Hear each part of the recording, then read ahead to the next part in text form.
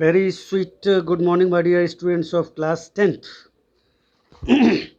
Today I am going to describe your chapter Footprints Without Feet from the book Footprints Without Feet. आपकी book का नाम भी यही है बेटे, और इस चैप्टर एक दिया हुआ उसका भी नाम है Footprints Without Feet. This chapter is related to a scientist named Griffin. Griffin नाम के साइंटिस्ट से रिलेटेड ये आपका चैप्टर है footprints without feet. Griffin had been a very talented student. He had got a medal in chemistry. By doing hard work, he had invented a formula of becoming invisible. He got a formula, he made a medicine by which he could make human body transparent. वो human body को transparent कर सकता था, ये formula उसको मिल गया. But it was not boon for the society. ये कोई वरदान साबित नहीं हुआ समाज के लिए, because Griffin used that formula to make others trouble. He used that formula for bad works or tasks. गलत कामों को करने के लिए वो फॉर्मूला उसने ईजाद किया. ओके, उसी का ये एक इसमें उसके बारे में ये दिया हुआ है chapter footprints without feet. Two boys on a street in London were surprised to see fresh muddy footprints of bare feet on the steps of a house without finding who was making them. दो लड़कों ने देखा कि London की गली में एक घर के बाहर पैर तो बनते जा रहे थे, मडी स्टेप्स, कीचड़ के सने पैरों के निशान तो बनते जा रहे थे, लेकिन कोई दिख नहीं रहा था कि इसके किसके निशान बन रहे हैं.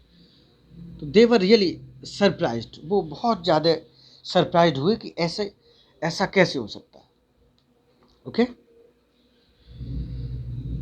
But they didn't know what was the reason behind it.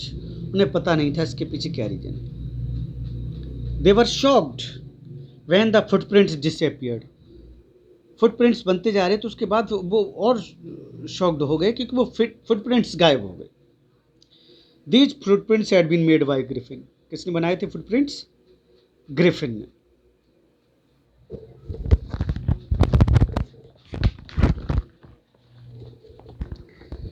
Griffin के द्वारा ये फुटप्रिंट्स बनाए गए थे, निशान कदमों के.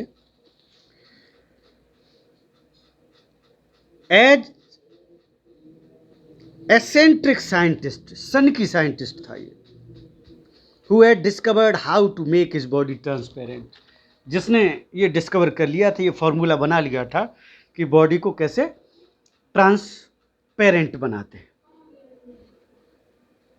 He could only be seen by the clothes he was wearing. उसको अगर देखना होता था तो जो कपड़े वो पहने होता था उन्हीं क्लॉथ से पता लगता था, अदरवाइज वो ट्रांसपेरेंट था. Griffin was having a criminal bent of mind. His mind was a criminal mind. And was a lawless person. कानून को तोड़ने वाला, कानून को ना मानने वाला एक बहुत ही विध्वंसक आदमी था वो. He set fire to his landlord's house to take revenge against him for trying to evict him. अपने मकान मालिक के घर में उसने आग लगा दी थी क्योंकि उन्होंने उसके लिए कुछ गलत किया था, बोला था, तो उनसे बदला लेने के लिए उसने ऐसा कर दिया. To get away, he had to remove his clothes. और जब वहाँ से भागा, after setting the house in the fire of his landlord, he ran away. वो भाग गया वहाँ से. टू गेट अवे, बचने के लिए, he had to remove his cloth, सब कपड़े उसने उतार दिए। अब लोग उसके पीछे पड़ गए। पीपल चेस्ड हिम, जब उसको चेज किया तो उसने कपड़े अपने उतार दिए इनविजिबल होने के लिए, so that he could become invisible, ताकि वो इनविजिबल हो जाए। ठीक है। He was a homeless wanderer in London, ऐसे ही घूमता फिरता था, कहीं घर नहीं था उसका, उसके ऐसे वही नहीं था जो कोई उसको शेल्टर दे, कोई शरण दे, कोई उसका ध्यान रखे, ख्याल रखे। विदाउट क्लॉथ्स और मनी, ना कपड़े उसके पास ना पैसे, बस ऐसे ही इधर से उधर भागता रहता था। ड्यूरिंग विंटर्स टू, सर्दियों में भी वो इसी तरह से बिना कपड़ों के और लंदन की गलियों में घूमता फिरता था। Griffin manage to escape from the two boys observation and entered unseen into a big store in Drury Lane to get warm. एक बार दो लड़के जो इन्होंने फुटप्रिंट्स देखे थे, उनको वो धोखा देते हुए, उनसे छुपते हुए एक स्टोर में घुस गया अपने आप को गर्म करने के लिए, और वहाँ कपड़ों का स्टोर था एक्चुअली वो। After the store was closed at night, दिन भर उसी में रहा। At night the store was closed, store तो क्लोज्ड हो गया। Griffin put on some new clothes, वहीं से उसने he had stolen some new clothes and put on in the store. Had food, उसी स्टोर में खाना खाया उसने, and coffee from the restaurant in the store. बहुत बड़ा स्टोर था, सभी फैसिलिटीज़ थी, जैसे मॉल होता है ना आजकल, सभी फैसिलिटीज़ होती उसी तरह से। खाना भी खाया। And began to sleep on a pile of quilts, quilts means रजाइयाँ, और उसी में आराम से रजाइयों का जो ढेर था उसमें वो लेट गया सोने के लिए। He overslept and only woke up when the shop had opened. इतना सो गया नींद में, इतना वो बेहोश हो गया नींद में कि उसे पता ही नहीं लगा कि कब सुबह हुई, और सुबह हो गई जब टाइम आया उस स्टोर को खोलने का। And assistant had arrived, the assistant of the store arrived in morning to open that store. He again took off his clothes so that they could not see him, फिर उसने अपने कपड़े उतार दिए कि वो लोग देख ना पाएँ कि अंदर कौन है। Thus saved himself of being caught, लेकिन उन लड़कों ने देख लिया था, तब कपड़े पहने हुए था। They saw him, they chased him, वो वहाँ से भागा तो उन लोगों ने पीछा भी किया, चोर चोर चोर चोर ऐसे कहते हुए पीछा किया होगा। On the way during his running he removed all his cloth so that he could not be recognised. कपड़े उतार दिए, जब कपड़े उतार देता तो कैसा हो जाता, ट्रांसपेरेंट हो जाता, वो दिखता ही नहीं, इनविजिबल हो जाता था। ठीक है। Thus saved himself from being caught, इस तरह से अपने आप को उसने बचाया पकड़ने से, कोई उसको पकड़ नहीं पाया, बचा लिया उसने अपने आप को। He again was without clothes in chilly cold weather, कपड़े उतार दिए उसने, रास्ते में फेंक दिए, कोई देख ना ले उसको, पकड़ ना ले वो लोग। फिर वो सर्दी में बिटर कोल्ड में वो फिर नंगा हो गया। Griffin reached at Iping village for shelter, एक होटल था आइपिंग विलेज में, name of the hotel was Horse and Coaches, Horse and Coaches नाम था उस होटल का। Actually this novel had been given in class 12th, अभी नहीं चलता, 12th में था इनविजिबल मैन, वो पूरी कहानी उसमें दी है। तो हॉर्स एंड कोचेज होटल में आया वो to take shelter, and the owner of the horse and coaches hotel was Mrs, उसकी जो मालकिन थी मिसिज हॉल थी, Mr Hall and Mrs Hall. He was looking different, अजीब सा लग रहा था, but he requested Mrs Hall to provide him a room. He gave her a huge amount, बहुत पैसा दिया उनको, तो उन्होंने कहा चलो कोई बात नहीं, वो she was a greedy lady actually, so she permitted him to stay in his hotel's room, permit कर दिया उसको रहने के लिए। he asked for privacy, उसने कहा मुझे प्राइवेट, मुझे कोई nobody should disturb me. Mrs Hall tried to comfort him, क्या ठीक है। She took great care of him, बहुत देखभाल की उसकी। However she was little suspicious of his unusual behaviour, लेकिन उसका जो बिहेव था, जो उसका बिहेवियर था अजीब तरह का, तो she was suspicious about having bandages on is all the body, पूरी बॉडी को बैंडेज से कवर करके रखता, तभी दिखता था वो, अदरवाइज तो इनविजिबल हो जाता वो। तो वो लगती थी क्या अजीब सा। और different types of sounds use to come out of his room, उसके कमरे से अलग अलग तरह की साउंड्स आती रहती। तो लोग कहते थे ये क्या है, क्या करता रहता अंदर। तो एक तो उसके अपीयरेंसेस इस तरह के थे, उसका आउटलुक इस तरह का था, तो उसको अजीब सा लोग समझते थे, और मिसिज हॉल भी समझती थी। When his money was finished, जब उसका पैसा खत्म हो गया, he robbed a clergyman's house by using his invisibility। एक जो है पादरी का घर उसने लूट लिया इनविजिबल होकर, जब पैसे खत्म हो गए। He scared them to life, he entered in their home, he hostage them, उनको उसने बंधक बना लिया और उनको डरा के उसने घर लूट लिया उनका। When his he robbed them to pay his rent, जो रेंट देने था उस होटल का, उसके लिए उसको लूट लिया उन लोगों को।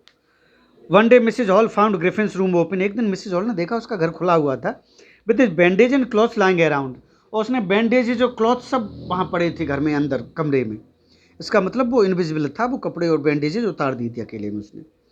She and her husband create enter the room, Mr Hall Mrs Hall they both enter the room to check what was going on in the room, ये देखने के लिए कि रूम में क्या हो रहा था, एंटर कर गए उसमें। Suddenly, both of them were attacked by the furniture being flung at them. Suddenly, bandages and clothes were there lying on the ground. It means he was naked. naked, बिल्कुल nude था वो, बिना कपड़ों के। तो उसने क्या किया, वो देख भी नहीं पाए, वो कमरे में ही था लेकिन उनको दिखाई नहीं दिया, उसने उन पर अटैक कर दिया।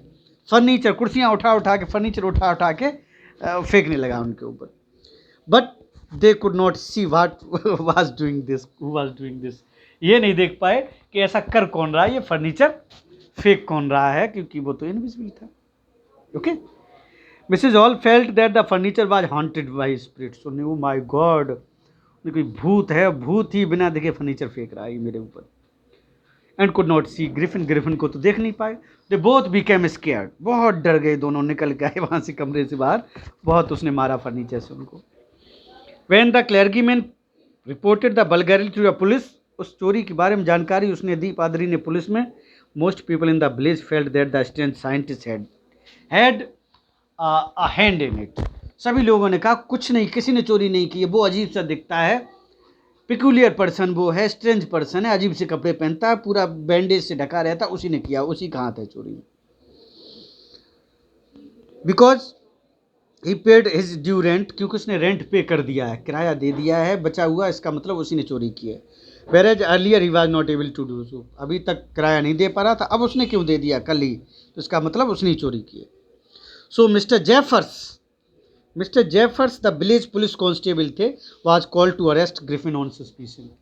उन्होंने कहा है on the basis of suspicion, उन्होंने कहा शक के आधार पर उसको गिरफ्तार करिए, उसने चोरी की। ग्रिफिन लॉस्ट हिज टेम्पर, ये सुन के उसका टेम्पर, जब वो गिरफ्तार, when the policeman came to arrest Griffin he became furious, violent हो गया वो। उसने कहा अच्छा मुझे गिरफ्तार करने आए हो। हिज टेम्पर, उसने अपना टेम्पर खो दिया, एंड आज decided to tell the reality, और सच्चाई बता दी। Yes I am the invisible man, मैंने ये सब कुछ किया है, जो करना हो वो कर लो। ही स्टार्टेड रिमूविंग क्लॉथ, सब कपड़े उतारना उसने शुरू कर दिया। And even Jaffers could not catch someone whom he could not see।